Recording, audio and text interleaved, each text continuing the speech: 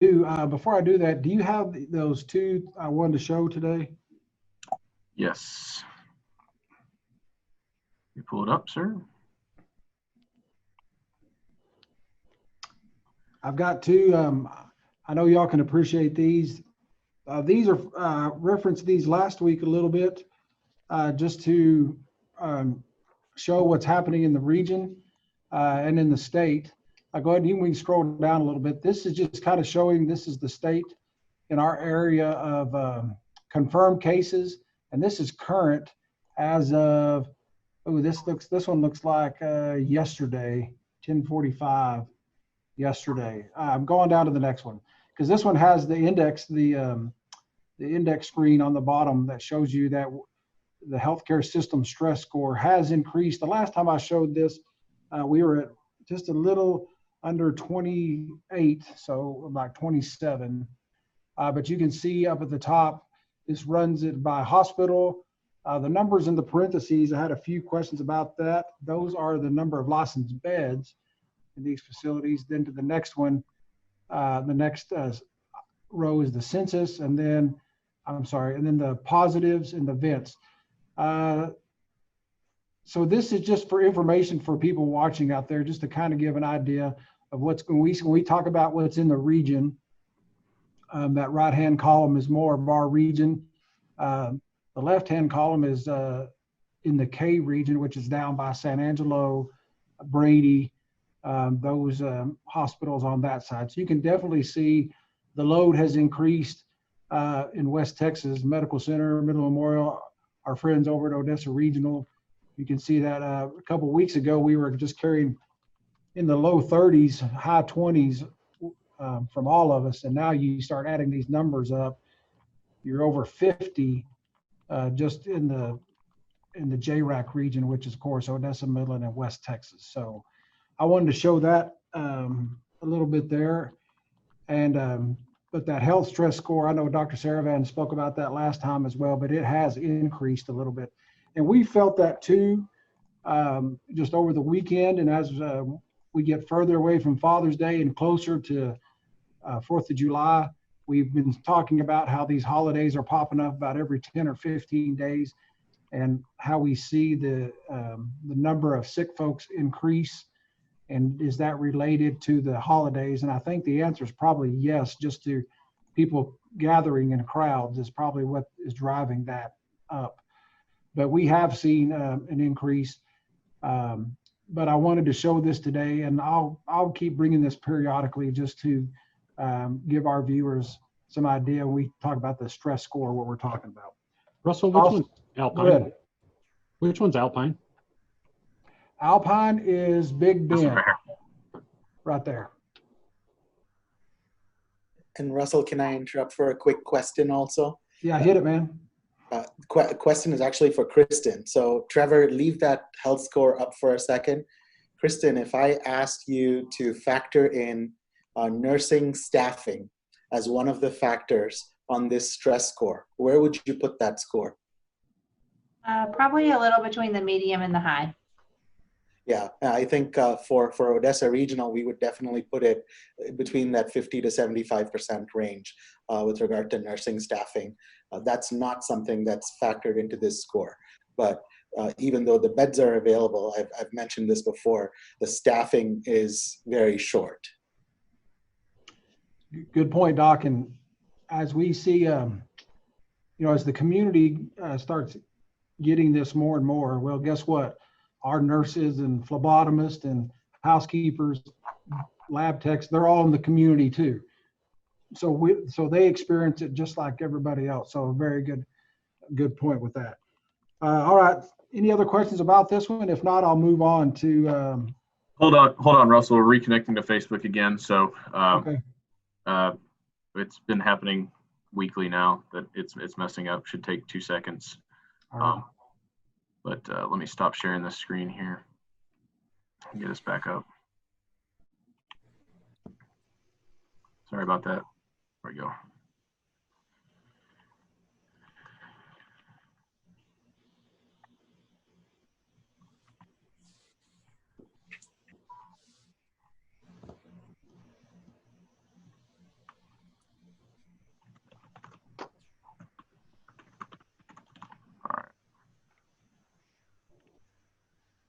Are you ready?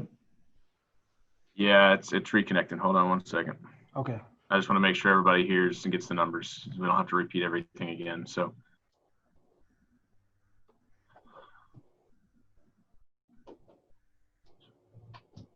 Mine says it's live. All right, we're back. It Joe. looks like we're back. Okay. All right, go ahead, Russell. All right. So for medical center, we have had a total of 290 positives. That's 290, with 1,996 negatives.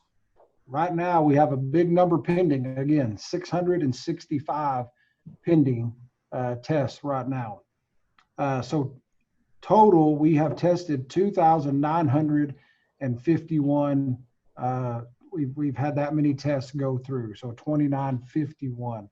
In-house today on our 7 Central, well, total in-house, first of all, we have 23. 18 of those are on our 7 Central.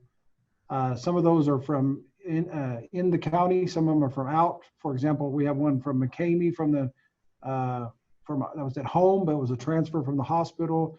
And then we also have another one that was at home that got transferred to us from Ward Memorial over in Monahans. On our CCU, we have 5 positive. Only one of those is vented right now. And one of those is from Big Bend, which is Alpine. And we have another one that was living at home from Ward County. So the rest of them are from Odessa. But so in-house today, we have 23 with a total tested of 2,951 so far at Medical Center. And I'll send it to Kristen if you got anything, Kristen. No, sir, I don't have anything. All right, Stacy, you want to go over RMC's numbers? Yes, thank you, Trevor. Odessa Regional has tested 831 individuals. We have 69 of those positive, 576 negative, and 183 pending. Our census today for COVID is 13. All of those are in the ICU, and we have 2 of them on ventilators. We actually had 9 on Friday. We added 6 more since that time and discharged 2, just to give you a feel for what's coming in and out. And that's all I have, Trevor. All right, sir. Thank you, Stacy. Dr. Saravana, do you have anything? Sure. Wanted to say thanks to the city for giving me the opportunity to come and give them some information on the masks and how things spread. I'm glad there was a lot of participation and a lot of people listened in. Although the mask mandate itself didn't pass through the city council this morning, the one thing I wanted to point out is that every single city council member, whether or not they voted for or against the mask mandate, made it very, very clear that they all supported and encouraged people to wear masks because they all saw that that is the only way that we have right now that can help slow how this disease is spreading. So a mandate is a political statement that's different. That's not what we're talking about. We're talking about a humanity statement, and every single one of them made that statement saying, I'm going to wear a mask because I want to protect you, and I encourage you to wear them too. So I definitely wanted to point that out from this morning. I took that as a very positive thing. It's not a oh no, we lost. That's not at all it. I look at it as, wow, we made a strong statement today, and people were there to listen to our strong statement. So I looked at it as a very positive thing. Thank you, Mayor, for that. The other thing I wanted to talk about was some of the patients that we have in the hospital that we are unable to discharge back to their previous living arrangement. I'm sure this is a problem for you guys as well, MCH, but it is becoming a problem at ORMC. And as we talk about capacity, we want to reserve the capacity for those that need acute hospitalization, acute care in a hospital. We don't want to hold on to people that could continue to recover at home, but they don't need acute care in the hospital. We are having some problems with that, specifically from assisted living facilities and perhaps some nursing homes as well. Most of the time, we've been able to have those conversations. We've involved the health department. They've had those conversations and helped those entities come up with a plan to safely isolate these patients when they go back. But sometimes it doesn't quite work.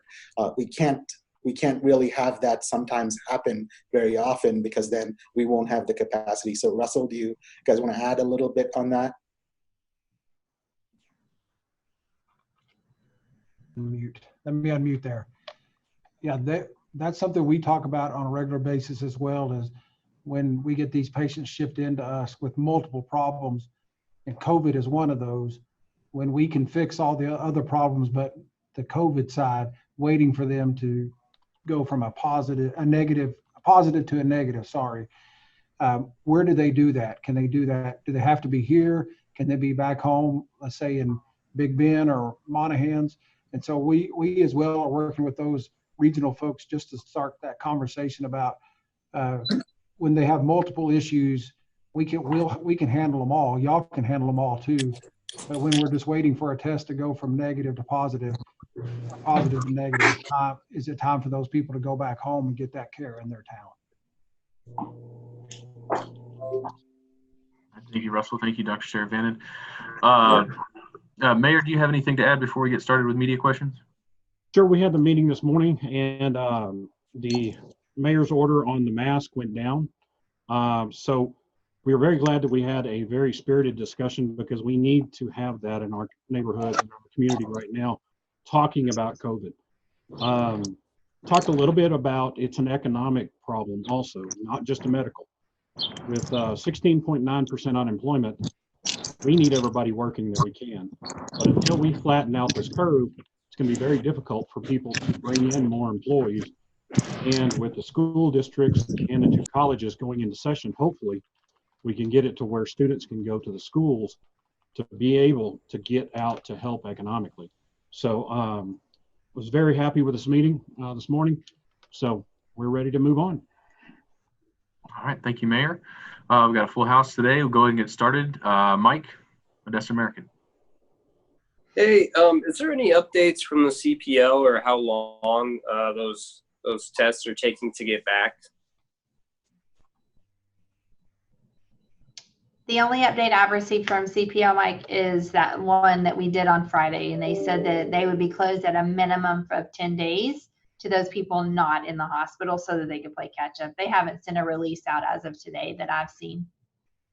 Same. Okay. All right, thanks. And I guess for the mayor, will those City of Odessa OFR collaboration tests, will those go to the state or CPL? We've actually have an agreement with CPL to take these first 2 testing. We have one on Tuesday, one on Thursday.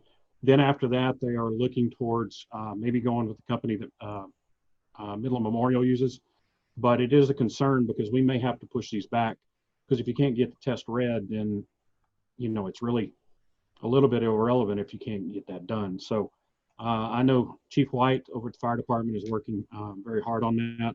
So hopefully we'll have an answer towards the end of the week. Okay. Is there concern then that doing these city tests will potentially overload CPL even more? Is that why you would look for a different company? Well, CPL said they would do these first 2 tests, but then after that, we fall into the 10 days like everyone else. So okay. That's what our concern is. So they're going to take in the first 2 tests? They'll take the first 2 tests, which will be 400 tests, because there's up to 200 at each location. Okay. All right.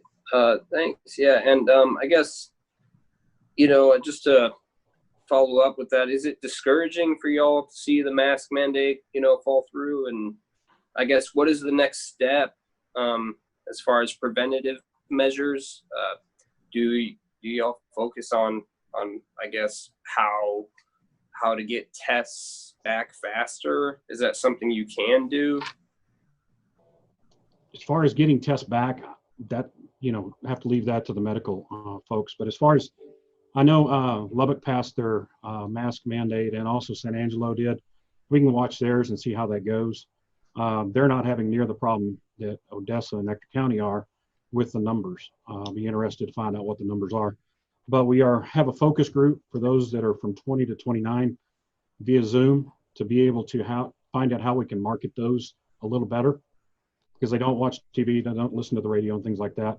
But we're also in the process of working up advertising campaigns just to continue to educate and stay in front of people. And how about for medical folks? Is there any way to kind of help streamline the test thing? Is there any way? It seems like a lot of folks are having a hard time staying home with a pending test, you know? And I guess what kind of message do you have for that? I can probably take that, Mike. So I would say when you ask, is there any way for us to make the tests go faster? Well, answer is no. We don't have a way to make the tests go faster. But perhaps one of the things we could consider is looking at the lower accuracy tests, like the ones that don't give you 100% accurate negative test, as an option to maybe use for initial screening. The second question, though, that you said, would that be easier for people that don't have to stay home? Well, the answer is no, because then if it's less accurate on the negative, it would not tell you that you're safe to be outside. So either way, whether or not you get one of those less accurate tests, the recommendation would still be to socially isolate if you feel like you're sick. Whether or not you're an asymptomatic carrier, that's always the toughest part to be in. Like I was saying even earlier today, the vast majority of people that actually get the virus are not going to be sick enough to seek care. So they're going to be out there spreading the virus to those that would get sick enough to need care in a hospital setting. So I don't think testing and staying home and staying socially isolated are necessarily connected.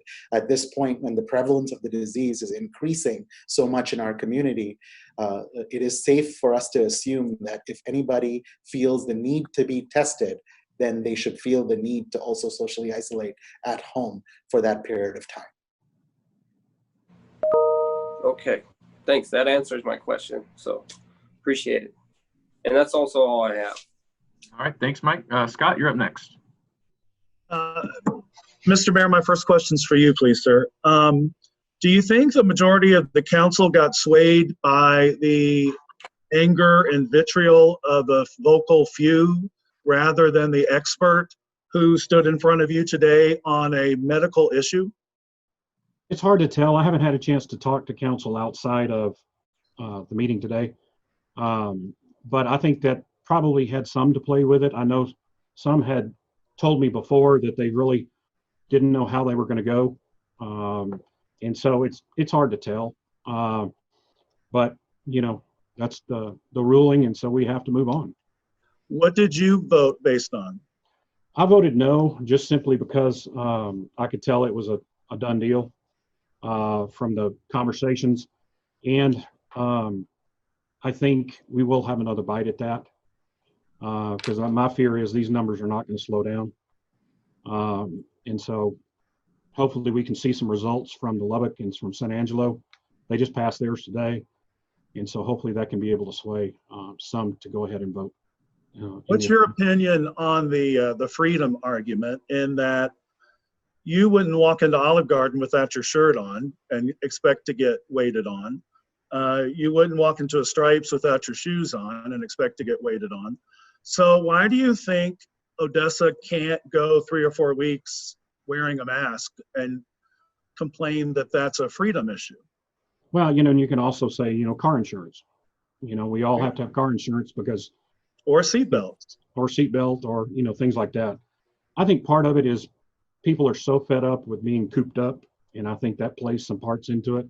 I think you can see that all across the U.S. But, you know, we're just going to keep going and see what we can come up with, because, you know, from an economic standpoint, with our unemployment at 16.5%, we're third in the state of Texas for unemployment. We don't get these schools open. We don't get some of these businesses back open. I talked to a restaurant owner today. He said, I figure I have 3 weeks left. And he said, I'm hoping, he said, things have come down since last week when the numbers went up. He said, I can tell you Friday, sales went down. And so, for me, it's an economic issue also. Because if we can't get this community back open and it starts going backwards, we're in trouble. Which your economic argument would be pro-mask, right? It is pro-mask. And that's why you see me wearing masks and you see quite a few people. Not enough, though. Then why not vote yes today just on principle? I wanted to look up the freedom issue some, and I knew it was going down. So I'm going to do some research on that. I don't necessarily believe it, but I think you need to diverse yourself in all opinions. Dr. Saravanan, how did you feel leaving the meeting today? Scott, that's why I opened with that statement earlier on when I spoke. I don't look at this as a discouragement for the community. I don't look at this as a loss. I don't look at this as a negative thing. I look at it as an opportunity to actually be out there to educate. I looked at it as an opportunity that every city council member used their platform to state that they really thought masks worked. Every single one of them had a mask on, Scott. That's a statement that they made. The mandate itself is a political word. It's something that somebody is forcing someone to do. And I understand the negative feeling that people are having with that word. And I completely get it. But let me give this to you as an example, Scott. If you give a man a fish today, he's going to eat tonight, but if you teach him how to fish, he's going to eat every day. So the way I look at masks is it's our opportunity to teach the community why it is important to wear a mask.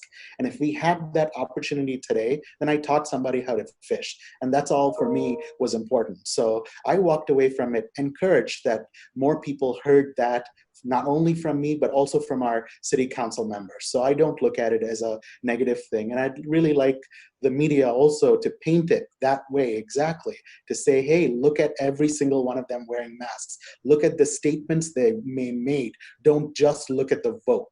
That's one aspect, not looking at the whole person. So look at the statement that they made, and you'll see every single person on that council said, wear a mask. Don't hold your breath. There was a vote and they got slammed.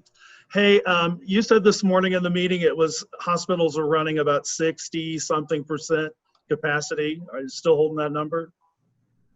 So with regard to staffing, I would say it's worse than that. But with regard to bed capacity, yeah, we're at about 50 or 60%. Okay. That's well, all Scott, I have. One thing that also happened is that I'm looking at as positive. We had people talking. We had them talking about the mask, and we haven't been able to get people to talk about masks. With everything else going on in the country, we had them talking about it, and we are going to have to be better at bringing this up. If we take some heat, that's fine. As long as we can keep it top of mind and make you think, then it's a positive. That's all I have, Brother Tankersley. All right. Thank you, Scott. Danny, you're up next, sir. I have a couple of questions. Mr. Mayor, Yes. why not bring businesses in, let's say like the bars, since we don't have the problems that the bigger cities have, and at least kind of come together and kind of work out a detail of how to, because some bars are following are following the guidelines, and there's not a lot of people in them anyway. Why not bring them in and then kind of work out a deal where everybody's happy and set guidelines for that part of the economy? Well, and part of the bars is part of the problem we have with some of the bars. I've talked to Mayor Payton about it. They're in Midland. It's a couple of the bigger bars where they were really having trouble. I know we had some problems with Twin Peaks. They had some servers that were, but that's something, we're going to have to move forward, and we're going to have to talk to people in the industry. Part of it is just getting all of the owners, getting the names of the people like that. You know the corporation, but you don't know actually who's running it. And so that's something we may look to. Well, you know, especially with the mom and pop shops, you know, the smaller businesses, you know, kind of, especially like restaurants, you know, maybe mandate them to wear masks and gloves, and then, but come to an agreement on setting more of the local guidelines. Mm-hmm. Do you think that would help? I think it's worth trying. I mean, right now, I think we have to try everything we can within reason to slow this down. Be honest with you, I'm scared about today's numbers. My fear is it's going to be over 1,000. And you look at, that's June 11th, we had 257. And now the 29th, we have over 1,000. Where's it going to be in another 2 weeks? And so we have to continue to push that. What about, the complaint about wearing masks? They're turning it into a religious issue, obviously a freedoms issue like we've been discussing. I mean, what would it take from the city government to convince, and also from the health authority, to convince the importance of wearing this mask? I mean, where would it end where you're leaving it up to the people and say, you know what, we're going to have to do this mandate? I think that's the $1 million question. It's how do you influence people's behavior? And, a lot of people use advertising to do that. At my 7 stores, they're all masked up. We clean every hour. You do the inspection on the employees when they come in. That's mandated by nationals. But like you said, many of these smaller restaurants, they're mom and pops, and they're doing everything they can to stay open. But we do have to get the message out to them, and that's what we struggle with. All right, I have one more question for Dr. Saravanan. Patients that have COVID-19 that are coming from nursing homes, are you finding that a lot of the nursing homes don't want to take, once the patient has recovered, are you finding that some of the nursing homes don't want these patients back? So Danny, on the contrary, the majority of them are very good partners, and they are willing to take them back, and they're willing to do what's necessary in their nursing homes to continue to isolate these patients. It's the few that are unable to take them back because they don't have the system in place to safely isolate these patients. But those few can add up, and that's why I made the comment earlier saying we need everybody to kind of participate in this, plan for this. If you are a facility that does have residents on a regular basis who live at your property, plan that if somebody does get sick and if you have to send them to the hospital, your responsibility or accountability doesn't end there. You will get them back when they don't need acute hospital care, and you will still be able to isolate them in the place where they normally live. That's why I made that comment earlier. All right. Danny, we're seeing the same thing here at our facility. They're here, but we aren't able to get them back to their place of residence unless they've had 2 tests. And so sometimes those can expand for a long amount of time when they no longer need hospital care. So we're experiencing the exact same thing that ORMC is experiencing. Okay, that's all I have. Thank you. All right, thank you, Danny. Violet, do you have anything? Hey, Trevor, just one quick question for the county. Wondering if you guys have heard back from the state on the clarification with the difference in case reporting. I was looking at their website and it looks like they're still under-reporting as far as the state level goes. We have not heard back. I do have an update from the county.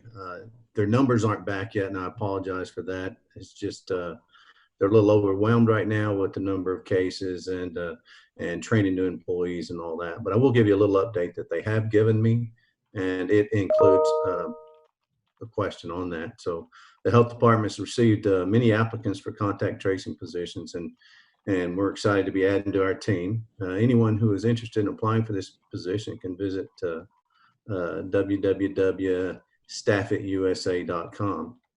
To apply and review the job descriptions. And just be aware, this is a temporary position to work on the COVID-19 pandemic. Now, all rapid result tests done at private labs do not go under probable. Only rapid antigen tests go under probable, provided that they have met one of two criteria, symptomatic or exposure history, which is contact with a confirmed case. Now, the rapid PCR tests are listed under confirmed. A positive antigen test automatically does not get listed as probable. The health department does its due diligence to make sure all criteria for probable case definition laid out by the Department of State Health Services are met. Now, the Department of State Health Services dashboard looks different than ours, and it only indicates the confirmed cases. And we've reached out to them for an explanation, and one of the representatives is looking into the concern and hasn't gotten back with us yet. So once we get that, we will let you know what the results are. But individuals who test positive more than once are counted only as one case, not counted as multiple times. And the health department checks the database when these cases are reported to ensure that the cases are not duplicated. We have a nursing home update. 3 additional nursing homes reported COVID cases over the weekend. The Courtyard Assisted Living Facility with 1 resident tested positive. The Madison Medical Resort, 2 staff members and 2 residents tested positive. The Bueno Vita Nursing and Rehab, 1 staff member tested positive. Focus Care at Odessa has 18 total cases, 14 residents and 4 staff members. Sienna Nursing Home, 4 total cases and all are staff members. Deering's Nursing Home is just 1 case, and Parks Assisted Living has 1 case and 14 people tested, and all results are negative. So far, that's all I have for the health department. And again, apologize on those numbers, but I can assure you they're working hard to get them for us. Thank you, Mayor. Is that everything, Violet? Yeah, that's all for us. Thank you. All right. I want to ask a question to Dr. Davenport real quick. You spent a lot of time the last few weeks in the OR once surgeries opened back up a few weeks ago. And we've seen in the bigger cities that these surgeries, all of them, I guess most of them defined as elective, but we know a lot of them really aren't. Some of these are very, very important surgeries. What are you seeing in the OR? How has life changed? What are you guys doing differently to combat, making sure patients aren't COVID positive? And are you scared we could possibly shut down again? Oh, you're muted. Sorry. I think we've already seen the precedents by the governor to shut down elective surgeries in some of the bigger communities. And I think as we see increased spread through our communities, and as everybody else has stated, it's a community spread problem. The employees at the hospital live in the community and then bring it into the hospital, which then will affect our staff even in the operating room. And so it's a potential that we could have to go back to shutting down some of the elective non-urgent surgeries that are being performed. From the standpoint of what we're doing to protect ourselves, it's kind of business as usual. Everybody remains masked. We're still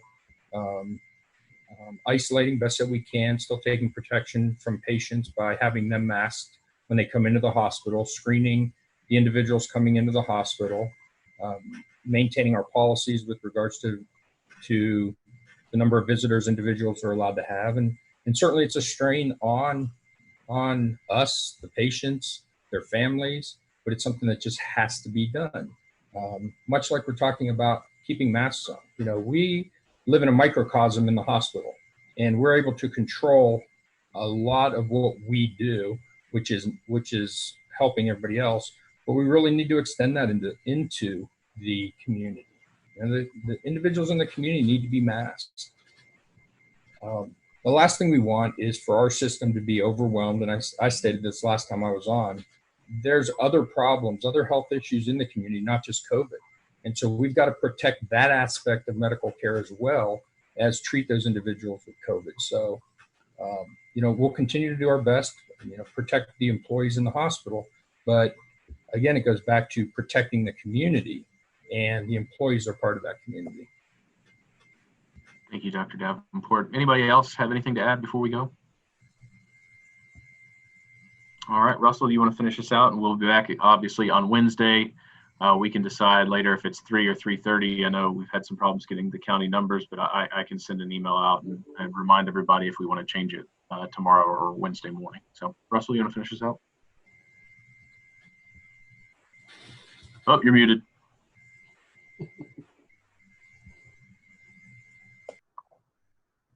Zoom 312 says unmute yourself before you talk. Psalms 121, 1 through 2 says, I lift up my eyes to the mountains. Where does my help come from? My help comes from the Lord, the maker of heaven and earth. Have a good afternoon. All right, see you guys Wednesday.